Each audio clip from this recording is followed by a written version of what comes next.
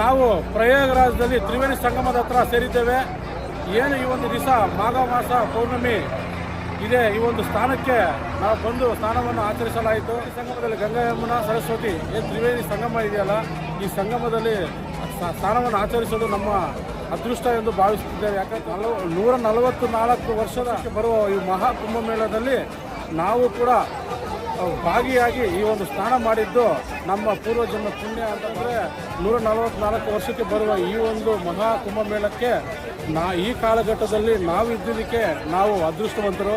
ಅದೇ 3 ಜನರೇಷನ್ ಮೊದಲು ಈ ಒಂದು ಕಾಲಘಟ್ಟ ಬಂದಿದೆ ಮತ್ತು ಈಗ ಬಂದಿದೆ, ಇನ್ನು ಮುಂದಕ್ಕೆ 3 ಜನರೇಷನ್ ಹೋಗ್ಬೇಕು. ಹಂಗಾಗಿ ನಮ್ಮ ಎಲ್ಲ ಸನಾತನ ಹಿಂದೂ ಧರ್ಮದ ಎಷ್ಟು ಶ್ರೇಷ್ಠ ಅಂತ ಒಂದು ಸರಿ ಯೋಚನೆ ಮಾಡಿ ಈ ಸಲ ನೋಡ್ತಾ ಇದ್ದಾಗ ನಮ್ಮ ಪೂರ್ವಿಕರು ಎಲ್ಲ ಎಷ್ಟು ನಮಗೆಲ್ಲ ಅನುಕೂಲ ಮಾಡಿಕೊಟ್ಟಿದ್ದಾರೆ. ಆದರೆ ಇವತ್ತಿನ ದಿನ ನಾವು ಬೊಕ್ಕಿಡೋ ಕೂಡ ಹಿಂದೆ ಮುಂದೆ ನೋಡ್ತೀವಿ. ಆ ರೀತಿ ಆಗಬಾರ್ದು. ಎಲ್ಲ ಸೌಕರ್ಯ ಚೆನ್ನಾಗಿದೆ. ಇಲ್ಲಿ ಏನು 45 ಕೋಟಿ 50 ಕೋಟಿ ಜನಸಂಖ್ಯೆ ಸೇರುವ ಈ ಒಂದು ಪುಣ್ಯಸ್ಥಾನದಲ್ಲಿ ಎಲ್ಲ ವ್ಯವಸ್ಥಿತವಾಗಿದೆ. ನಮಗೆ ನಾವು ಬಂದು 2 ದಿವಸ ಆಯಿತು. ಇಲ್ಲಿ ಯಾವ ತಿಂಡಿಗಾಗಲಿ ಓಡಾಡೋದಕ್ಕೆ ನೋಡೋದಕ್ಕಾಗಲಿ ಕ್ರೌಡ್ ಜಾಸ್ತಿ ಅಂತಾರೆ. ಎಷ್ಟು ಕ್ರೌಡ್ ಇದ್ರೂ ಕೂಡ ಅದಕ್ಕೆಲ್ಲ ಏನಾಗಬೇಕು ಎಲ್ಲ ವ್ಯವಸ್ಥಿತವಾಗಿ ಆಗಿದೆ. ಹರ ಹರ ಮಹಾದೇವ, ಶಂಭೋ ಶಂಕರ.